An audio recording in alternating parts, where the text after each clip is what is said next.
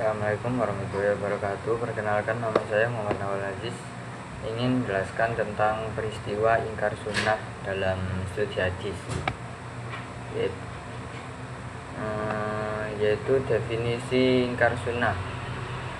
Apa itu ingkar sunnah? Ingkar sunnah adalah istilah untuk kelompok yang menolak otoritas sebagai sumber hukum setelah Al-Quran, sunnah Nabi Muhammad dalam literatur. Mereka juga dikenal dengan sebutan Qur'aniyun karena hanya berpegang pada Al-Quran. Bagi mereka, sunnah dianggap sebagai produk sejarah yang tidak otentik sehingga tidak layak dijadikan hujah. Sejarah munculnya ingkar sunnah. Gerakan ingkar sunnah sesungguhnya tidak sepenuhnya baru. Dalam sejarah sudah ada individu di masa sahabat yang ragu terhadap hadis, meski jumlahnya sangat kecil dan langsung diluruskan oleh para sahabat. Fenomena ini kemudian muncul lebih serius pada abad ke-19 bersamaan dengan kolonialisme barat dan maraknya studi orientalis tentang Islam di India. Misalnya muncul tokoh seperti Ahmad Khan yang berusaha menafsirkan Islam hanya berdasarkan Al-Quran. Sementara di Mesir muncul pemikir modernis yang terpengaruh pola pikir rasionalisme barat. Dari sinilah pemikiran ingkar sunnah mulai menyebar ke berbagai negeri muslim termasuk Indonesia.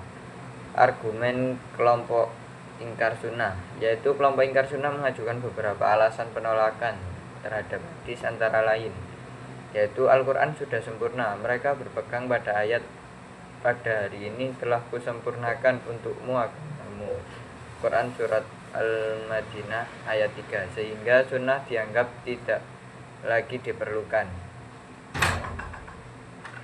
B. Hadis baru dibukukan setelah Nabi wafat. Menurut mereka, hal ini menyebabkan banyak hadis tidak otentik dan bercampur dengan kepentingan politik. Terus C. Banyak hadis palsu. Mereka menilai sulit membedakan antara hadis sahih dan palsu, sehingga lebih baik menolak semuanya. Terus yang D. Adanya kontradiksi antar hadis. Hal ini dianggap bukti bahwa hadis tidak bisa dijadikan sumber hukum yang pasti. Bantahan ulama terhadap ingkar sunnah. Para ulama telah memberikan bantahan ilmiah yang kuat terhadap pemikiran ingkar sunnah. Di antaranya, Al-Quran sendiri memerintahkan untuk menaati Rasulullah. Misalnya Quran surat An-Nisa 59, Quran surat Al-Hasyr. Ini menegaskan bahwa otoritas sunnah tidak bisa dipisahkan dari Al-Quran. B. Sunnah menjelaskan Al-Quran. Banyak ayat yang bersifat global. Tata cara sholat, zakat, dan haji misalnya hanya bisa dipahami melalui sunnah. Terus yang C. Tradisi periwayatan hadis sangat ketat sejak masa sahabat. Hadis dijaga melalui hafalan dan tulisan pribadi. Ilmu sanad, jar wa ta'dil, serta kritik matan membuktikan bahwa hadis memiliki sistem verifikasi yang tidak dimiliki tradisi agama lain. Kontradiksi hadis dapat diselesaikan. Para ulama telah mengembangkan metode jam'u wa at-taufiq atau kompromi, terus nasak atau penghapusan hukum, dan tarjih, penguatan yang lebih sahih.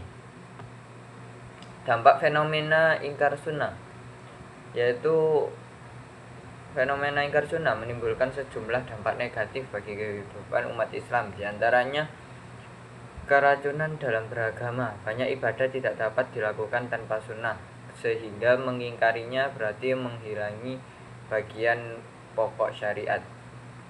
Terus yang kedua, berpecah umat. Pemikiran ini menimbulkan polemik berkepanjangan dan mengganggu persatuan. Terus yang C, dekonstruksi ajaran Islam. Jika sunnah dihapus, maka struktur hukum Islam akan runtuh karena mayoritas rincian hukum bersumber dari sunnah. Kesimpulannya yaitu fenomena ingkar sunnah adalah penolakan terhadap sunnah Nabi sebagai sumber hukum Islam. Kelompok ini muncul karena pengaruh modernisme, orientalisme, dan keraguan terhadap otentitas hadis. Argumen mereka dibantah dengan tegas oleh ulama melalui dalil Al-Quran secara periwayatan dan metodologi kritik hadis. Menolak sunnah berarti menolak sebagian besar ajaran Islam, sebab Al-Quran dan sunnah merupakan satu kesatuan yang tidak dapat dipisahkan. Mungkin sekian dari saya.